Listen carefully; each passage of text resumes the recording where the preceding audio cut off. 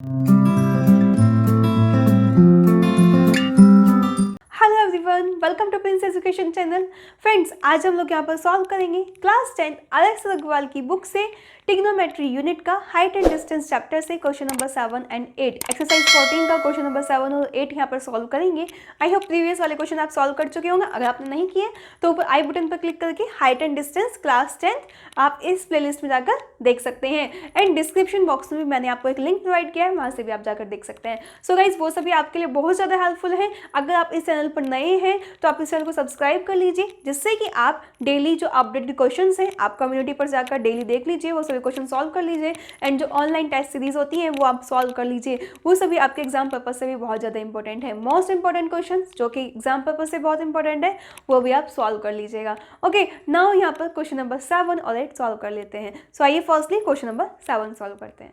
Question number 7 आपको दिया हुआ है, a vertical tower stands on a horizontal plane. एक टावर है जो कि हॉरिजॉन्टल प्लेन पर खड़ा हुआ है and is surmounted by a vertical flag staff of height 6 metre. Means उसके ऊपर क्या है, एक फ्लैग लगा हुआ है जिसकी हाइट कितनी है, 6 मीटर है। मीन्स जो आपका टावर है उसके ऊपर एक फ्लैग फिक्स है जिसकी हाइट 6 मीटर है। At a point on the plane, the angle of elevation of the bottom of the flag is 30 degree and top of the flag is 60 degree. Means जो flag का bottom है वो उससे angle of elevation कितना है, 30 है। And जो flag का टॉप है उससे एंगल कितना है हमारा, 60 डिग्री है। Then find the height of tower. So guys, सबसे पहले डायग्राम बना लेते हैं। मान लिया ये आपका एक टावर है, ठीक है, ये आपका एक टावर है। इसके टॉप पे आपका क्या लगा हुआ है, एक फ्लैग लगा हुआ है, राइट। ये इसकी हाइट कितनी है, 6 मीटर आपको दी हुई है, ठीक है। टावर के जो टॉप पे क्या लगा हुआ है, एक फ्लैग लगा हुआ है जिसकी हाइट कितनी है, 6 मीटर है। नाउ आगे बढ़ते हैं पॉइंट को। At a point on the plane, एक प्लेन पर एक पॉइंट है, यानी कि इससे कुछ डिस्टेंस पर है। हमें नहीं मालूम कितने डिस्टेंस है क्योंकि हमें क्वेश्चन में नहीं दी हुई है। किसी एक डिस्टेंस पर एक पॉइंट है, यहाँ से जो आपका फ्लैग है, फ्लैग का बॉटम यानी कि टावर का जो टॉप होगा वो, क्योंकि टावर के टॉप पे आपका फ्लैग लगा हुआ है, तो टावर का टॉप एंड फ्लैग का बॉटम, तो फ्लैग के बॉटम से जो एंगल बन रहा है वो कितना दिया है आपको, 30 डिग्री दिया हुआ है, right. And top of the flag staff, and जो फ्लैग का जो टॉप है इससे एंगल कितना बन रहा है हमारा, 60 डिग्री बनता है, ठीक है। सो आपको क्या कैलकुलेट करनी है, हाइट ऑफ द टावर। सो ये टावर है, इसकी हाइट आपको कैलकुलेट करनी है। मान लिया A B C D, clear. So हम यहाँ पर क्वेश्चन में लिखेंगे, let suppose BC is the tower equals to H, ठीक है। CD is the flag equals to 6 metre आपको दिया हुआ है। एंगल CAB आपको कितना दिया है, 30 डिग्री। एंड एंगल DAB आपको कितना दिया हुआ है, 60 डिग्री, ठीक है। एंड बेस आपका AB है जो कि आपको मालूम नहीं है, राइट। नाउ हाइट कैलकुलेट करनी है, ये वैल्यू फाइंड आउट करनी है कितनी है। कैसे करेंगे, first of all in triangle CAB solve कर लेते हैं। इन ट्रायंगल CAB, ठीक है, परपेंडिकुलर बेस का फंक्शन है, तो हम क्या करेंगे, यहाँ पर एंगल अप्लाई कर लेते हैं। tan 30 degree equals to H upon AB। Base हमने क्यों लिया, क्योंकि दोनों के लिए बेस सेम है, इस ट्रायंगल के लिए भी और इस ट्रायंगल के लिए भी, ठीक है। सो परपेंडिकुलर और बेस किस फंक्शन में यूज होता है, tan फंक्शन में।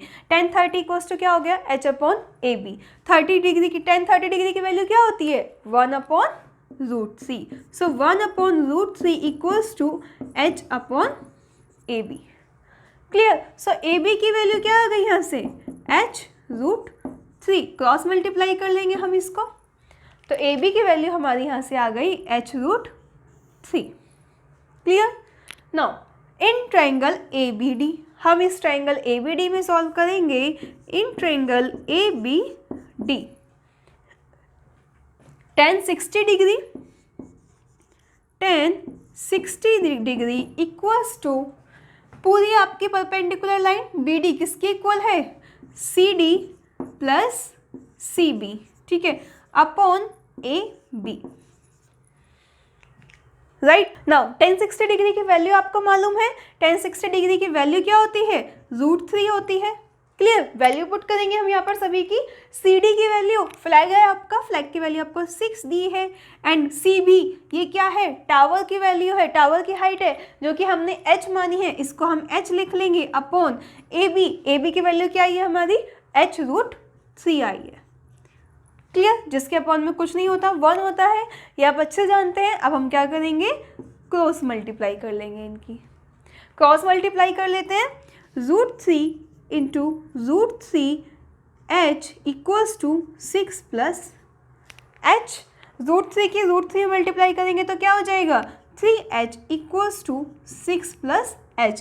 इस h को इस साइड ले आएंगे, so 3h minus h equals to 6, that means 2h equals to 6, तो h equals to 6 upon 2, so h equals to 3। Unit किस में आएगी, मीटर में, क्योंकि आपको यूनिट मीटर में दी है फ्लैग की, तो h equals to 3 metre, and this is the height of the tower.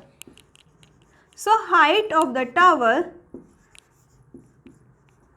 Height of tower h equals to 3 metre.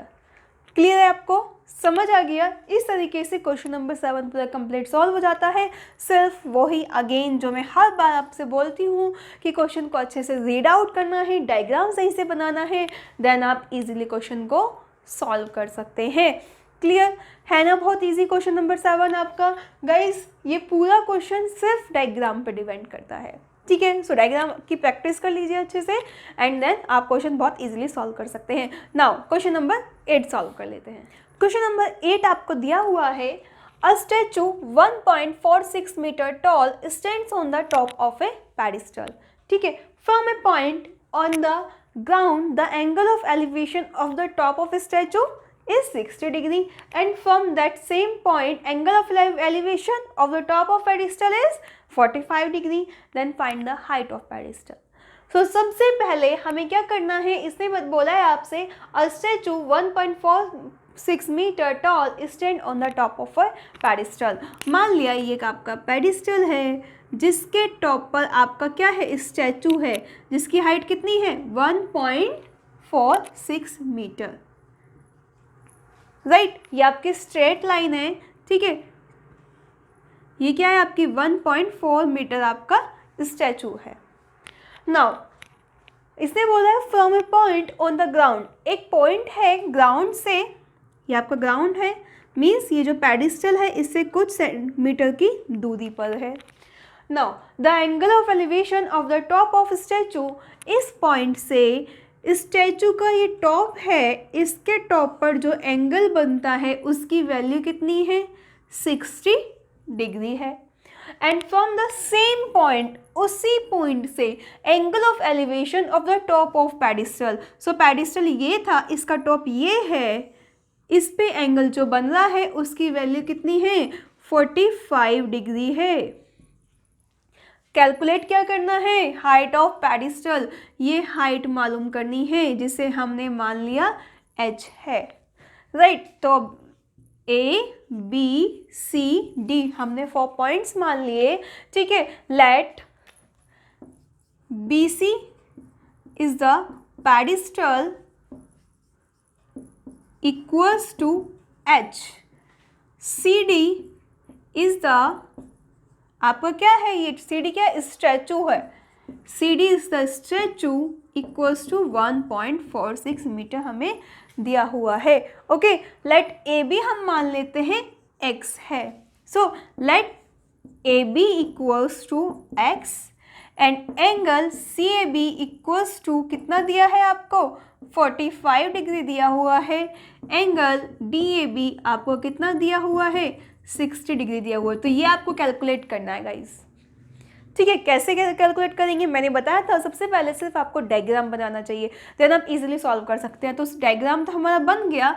Now in triangle CAB में सॉल्व कर लेते हैं। एंगल CAB ट्रायंगल क्या किसके इक्वल होगा, tan 45 degree equals to h upon x perpendicular upon base होता है।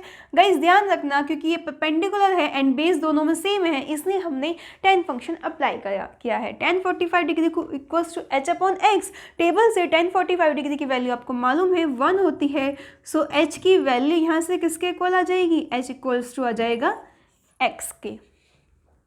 Clear. Now in triangle ADB tan 60 degree हो जाएगा आपका। ये हाइट पूरी होगी 1.46 प्लस x अपॉन x, ठीक है, सॉरी यहाँ पर h आएगा, ये 1.46 प्लस h अपॉन x।